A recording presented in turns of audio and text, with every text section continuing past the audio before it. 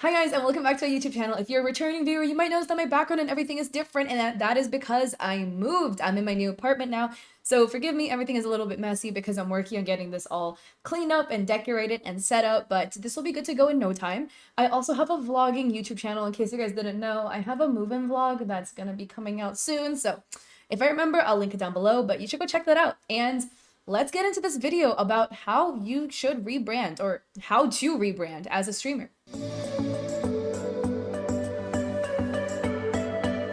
So first and foremost, I'm always a huge proponent of rebranding. If you feel like you're not vibing with your brand anymore, you don't like it, etc.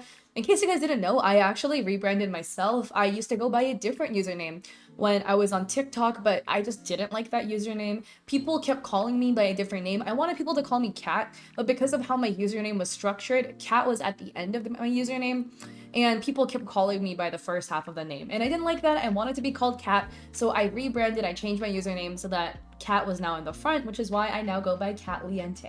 So I always recommend that if you're not feeling your brand, if you're not enjoying it, if it's always making you uncomfortable because you don't like it, just please rebrand. Overall, you'll be so much happier in the long run as a content creator because this is your brand and this should be something that you vibe with and you enjoy. And if you're not liking it, just change it. So how do we go and do that? First and foremost, this is a prime marketing ploy to go and get more eyes on you. And you can leverage anything as a marketing ploy, even this rebrand. So a lot of times VTubers, when they're debuting, they like to go and trickle on Twitter information about the debut, such as they often will make a graphic that will review, like, they'll have a blacked out silhouette of their model, and with X amount of likes, then they will reveal more and more of their model. So you can do something similar regarding your rebrand, maybe reveal more information as you get more engagement. For instance, maybe like at this amount of likes, you're going to be revealing your new profile photo at this amount of likes, or maybe first you reveal your color palette, then you reveal your new profile photo, and etc, etc.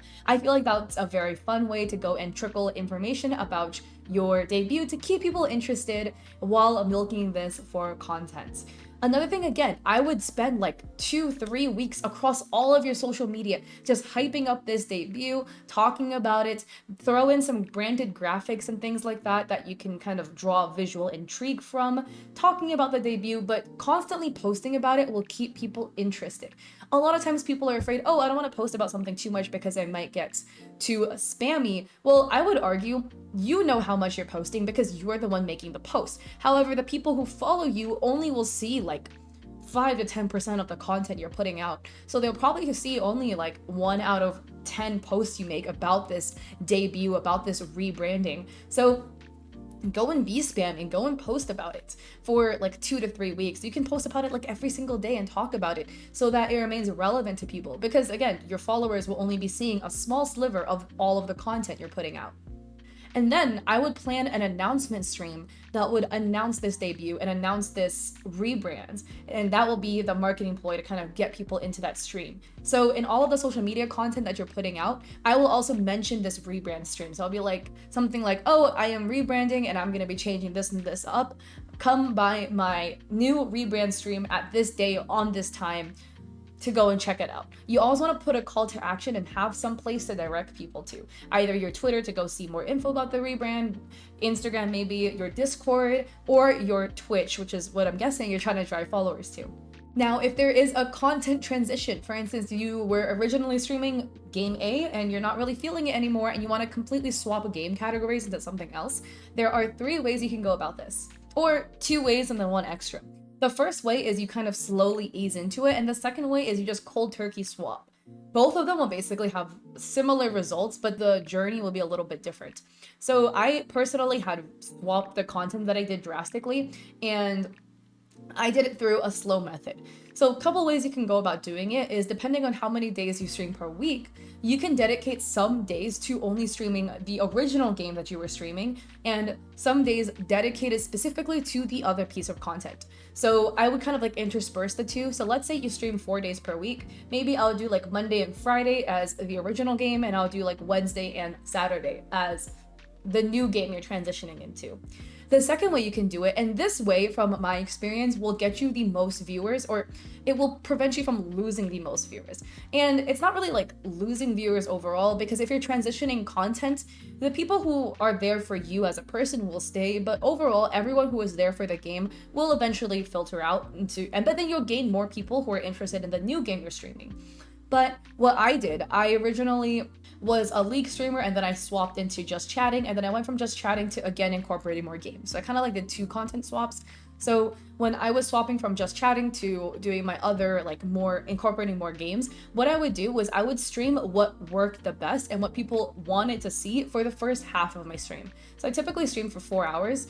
And so for the first 2 hours, I would do the just chatting components. And this is how I run all of my streams even to this day. I do like a half and half type thing, where in the beginning of my stream, I stream streaming advice and I answer questions. So I will kind of do that. And then in the second half of my stream, I will swap into the game that I was interested in playing.